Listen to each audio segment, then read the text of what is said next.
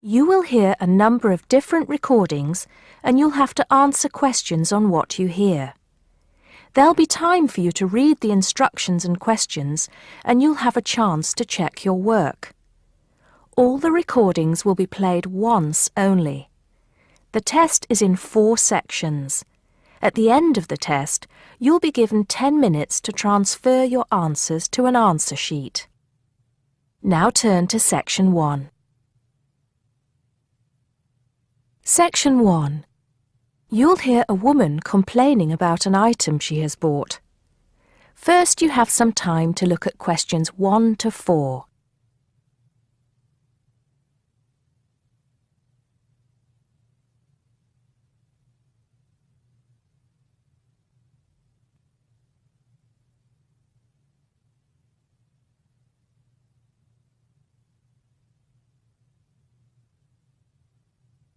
You'll see that there is an example which has been done for you. On this occasion only, the conversation relating to this will be played first. Not long, madam. Can I first take your name? Yes, it's Susan Yorke, Y-O-R-K-E. The woman gives her name, so Susan Yorke has been written next to name on the form. Now we shall begin. You should answer the questions as you listen because you will not hear the recording a second time. Listen carefully and answer questions 1 to 4. Smart Electricals, Mike speaking. How may I help you today? Good morning. I'm calling to complain about an item I recently purchased from your company. I'm not happy with it. Oh, I'm really sorry to hear that. I'll take you through the company's complaints procedure. I'll need to retrieve your files from our records so that we can discuss the problem properly and find a solution. I'll need to take some details from you first. Is that okay? Okay, but I don't have a lot of time. Will it take long? Not long, madam. Can I first take your name? Yes, it's Susan Yorke, Y-O-R-K-E. Okay. Can I have the address, please? Yes, it's Flat 1, 25 Alpine Avenue. That's A-L-P-I-N-E Avenue, Harchester. The postcode is HA6 5LD. Okay. Next. Could you give me your telephone number? Preferably one that we can call you on during normal working hours. Well, the home one is 01734 525 268. But you're only likely to catch me on that number in the evenings. I usually have my mobile phone with me during the day, though. It's probably best to take that number then. All right. My mobile number is 0781 233 452. And do you have the order reference number on you, by any chance? Well, I have the receipt that the camera came with in front of me. Ah, good. Which number is it? It's a bit confusing. It should be the 7-digit number on the top left corner of your invoice. Let me have a look. I need my glasses. Found it. It's DMX8443. Thanks. Now, when did you purchase the item? Well, the camera was delivered last Monday, on the 1st of February. I ordered it online about 2 weeks before that, but I can't remember the exact date. If you have another look on the invoice receipt, the date should be there. Oh, yes. Here it is. January the 15th. Okay, I'll make a note of that. So, the item is a digital camera? Yes, it's the Aqua PowerShot model in silver. Thank you. Did you take out any kind of insurance when you bought it? Well, no, it was on special offer. I didn't need to pay any extra for the insurance because it came with a special 4-star policy. Well, it means you're fully covered for at least another 3 years. Before you hear the rest of the conversation, you have some time to look at questions 5 to 10.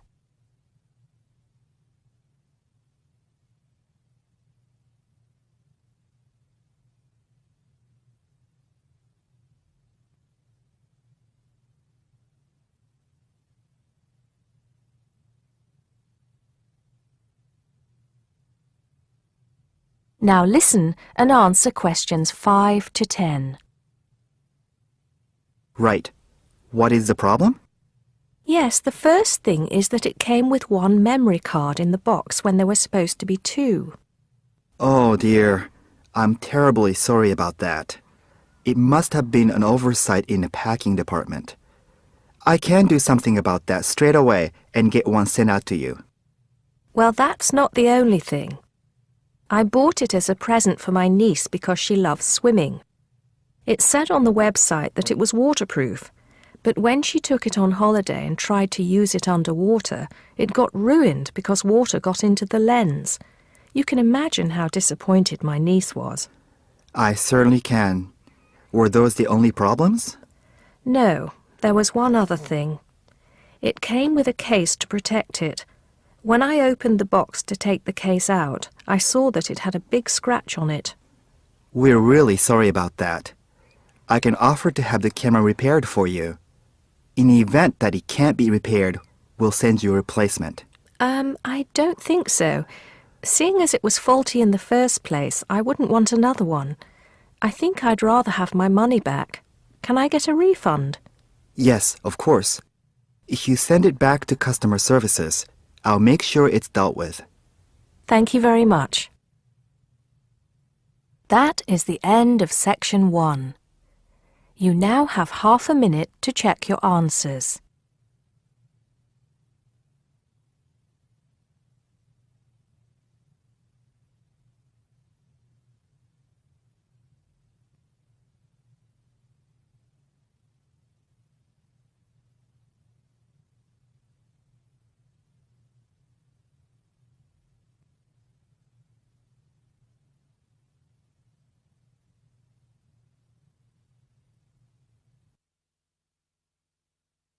Now turn to section 2 on page 73.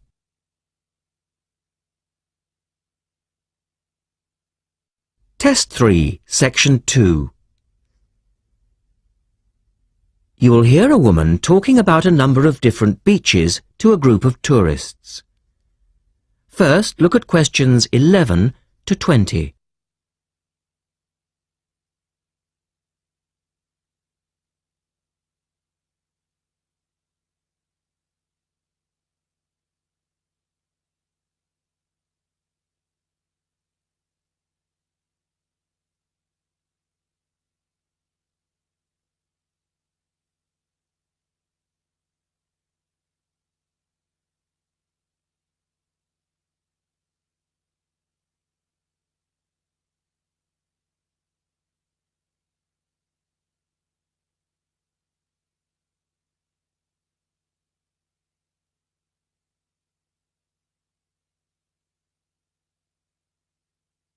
As you listen, answer questions 11 to 20.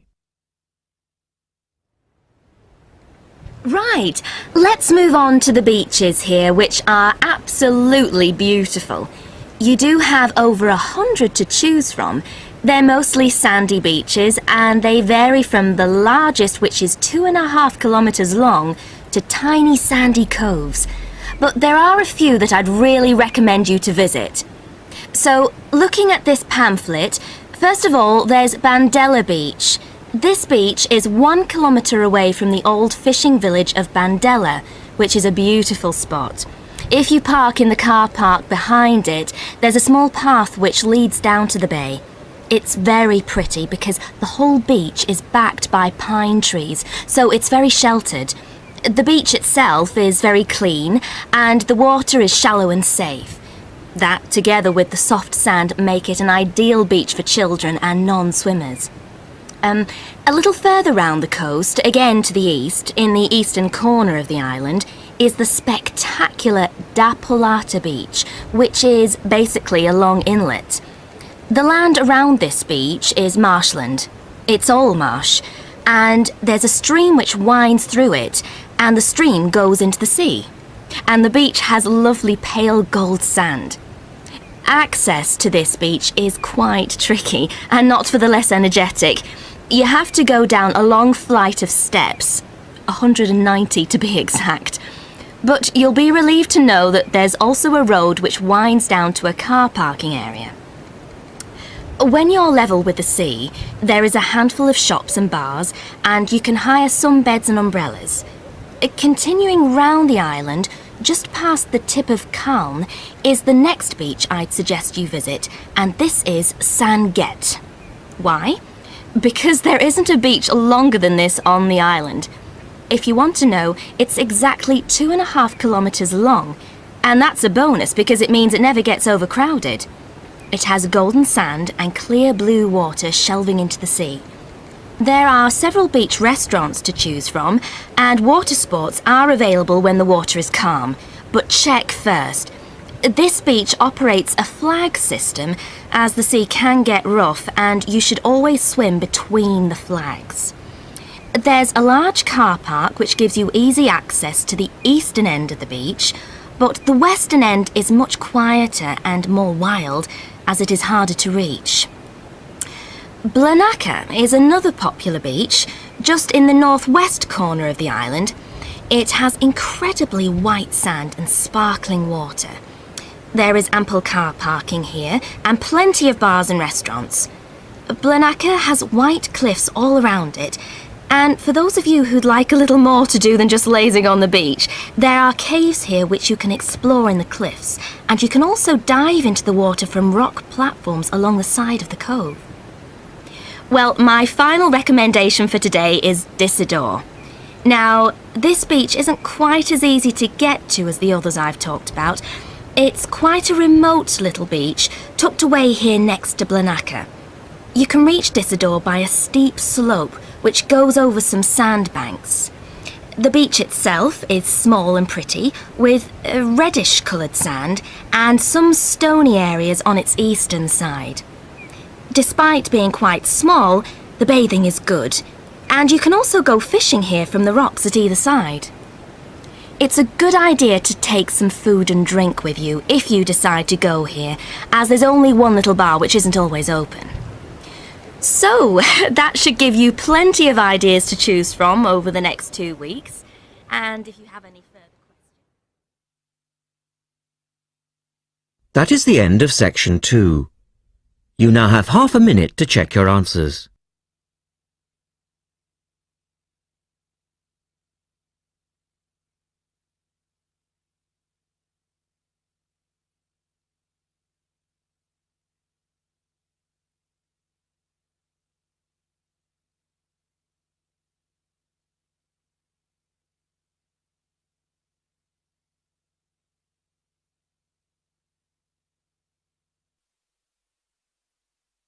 Now turn to section 3.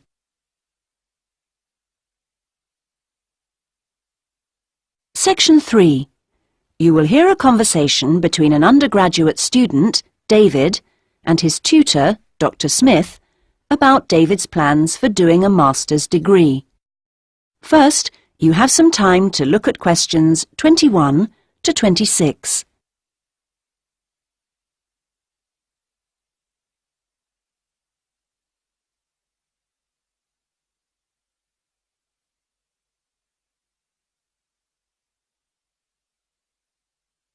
Now listen to the first part of the conversation and answer questions 21 to 26. Right. Well, David, I think it's a good idea to talk a little about your plans for going on to do an MA. Now, I understand you're thinking in terms of either Forth College or Haynes College? That's right. Well, so far anyway. No, I think that's a good choice to have narrowed it down to. I'm interested to know how the services to support students work in both places. Yes, I know you've needed to make use of those here in the last year. I have to say I'm not absolutely sure about the situation at Haynes. I expect they're all right, but certainly Forth has a good reputation in that regard. They have a large number of students from abroad, and they have to make sure they're okay. That's reassuring. And then I'll be moving city again, obviously, whichever college I go to, and I hope that the room or flat I could expect would be nice. Very important, yes. These days, actually, all colleges tend to have decent quality rooms or flats for their students. And Forth and Haynes are no exception. Right. Well, what about comparisons on the academic side of things? Well, I know you're an avid user of the limited online provision we have here. I think you'll find Haynes is about as developed, or not, as we are here, and that Forth has developed some pretty impressive stuff, which I'm sure you'd make the most of. Well, I'd certainly try. But that doesn't mean that the more traditional information sources, such as the good old-fashioned library, should be forgotten. No, of course not.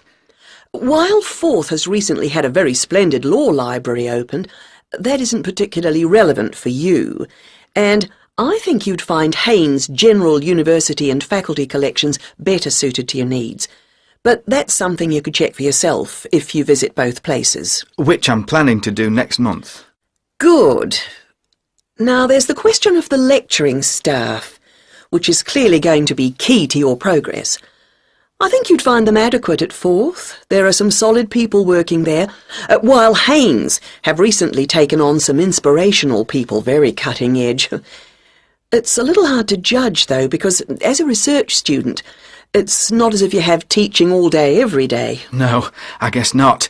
But I'll need to consult. Yes, and on the subject of research, in terms of the college's reputation for results, again, neither place is bad in any way, but I think you'll find, and you can check this on the Research Council's website, that Haynes has consistently scored very well.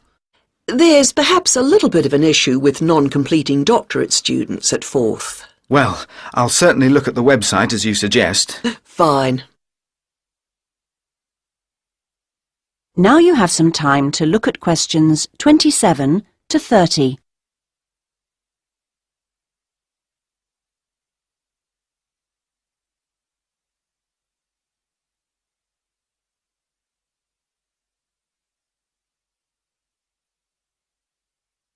Now listen to the rest of the conversation and answer questions 27 to 30.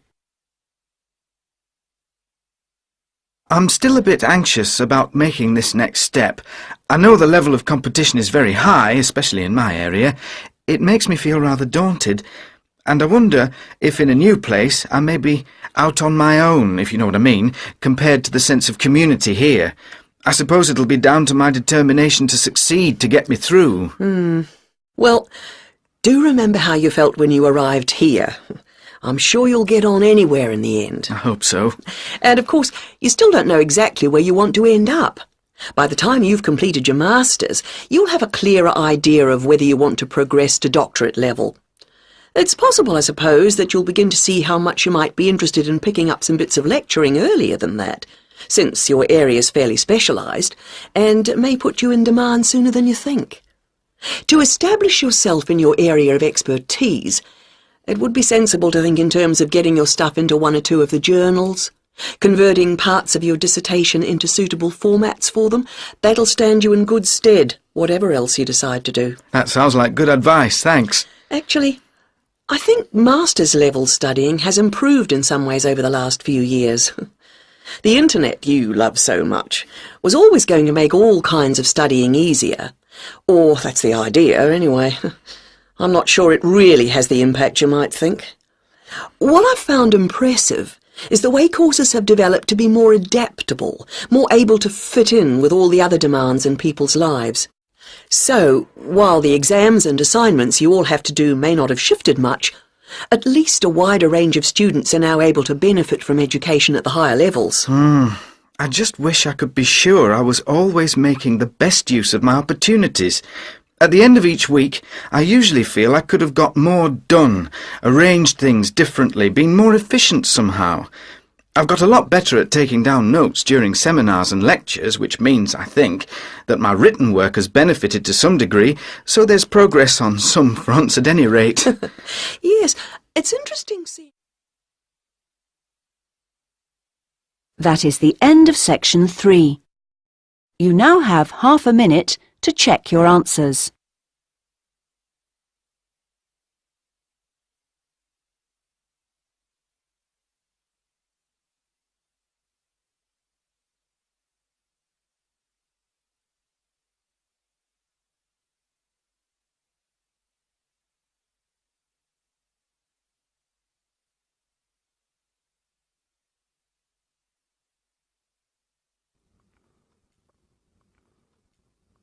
Now turn to Section 4. Section 4. You will hear part of a lecture about philosophy. First, you have some time to look at questions 31 to 40.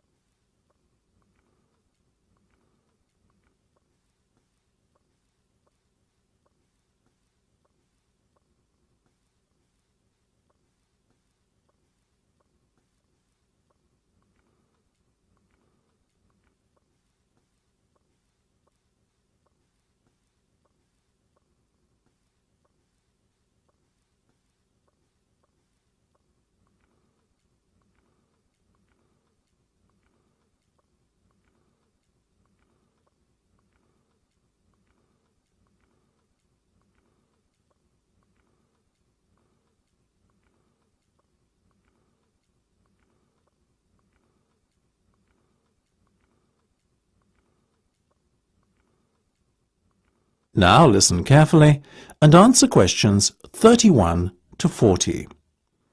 Most of you, I hope, will be familiar with the name Socrates. The ancient Greek philosopher is perhaps one of the most admired people in history. Socrates led a very noble life. He was, I suppose you could say, an optimist who believed in the good of mankind. According to Socrates, human nature leads people to act correctly and in agreement with knowledge. Socrates believed that evil and wrong actions arise out of ignorance and is famously quoted as saying, "No man knowingly does evil." True to his personal beliefs, Socrates devoted his own life to seeking goodness and truth. Born in Athens, where he lived all his life, Socrates always dressed simply and was known for moderation in both eating and drinking. He brought his teachings to the masses, speaking regularly in public places such as the busy streets of Athens, especially in the area around its great marketplace.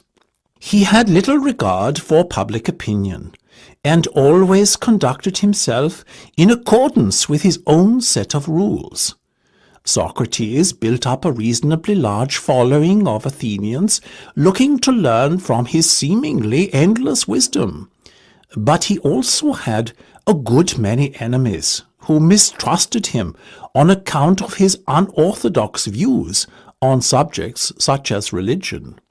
Socrates' enemies were what you would call the wrong type of enemy, being powerful and influential Athenians. Their efforts to have him ruined saw him brought to trial on charges of corrupting the young and disrespecting religious traditions. In the trial, Socrates defended himself, claiming that he had done nothing more sinister than enlighten people with a clearer knowledge of the truth, which is essential for the correct conduct of life. He made some remarks aimed at the ruling establishment, suggesting that those who are elected are not necessarily fit to govern effectively. Socrates himself had long ago become disenchanted with the materialistic ways of the upper class. Unfortunately, his views were seen as an attack on democracy and the electoral process, so the jury found Socrates guilty as charged and sentenced him to death. It is thought that many members of the jury resented his unbending pride, and that this may explain the harshness of the punishment handed down to him. Despite being given several opportunities to escape prison, Socrates resisted, and carried out his sentence calmly by drinking a cup of hemlock poison. During his life, Socrates introduced the idea that there are a set of universal standards by which people should be judged. His method, known as the Socratic method, involved discussion between two or more people around some key term.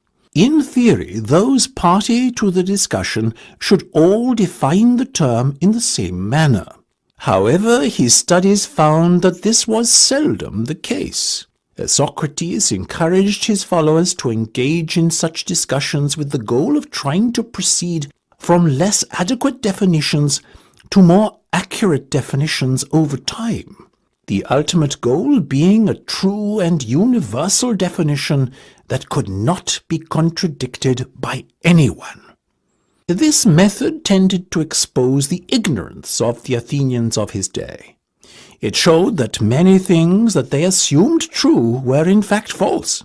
Socrates also used irony to expose people's ignorance of key concepts.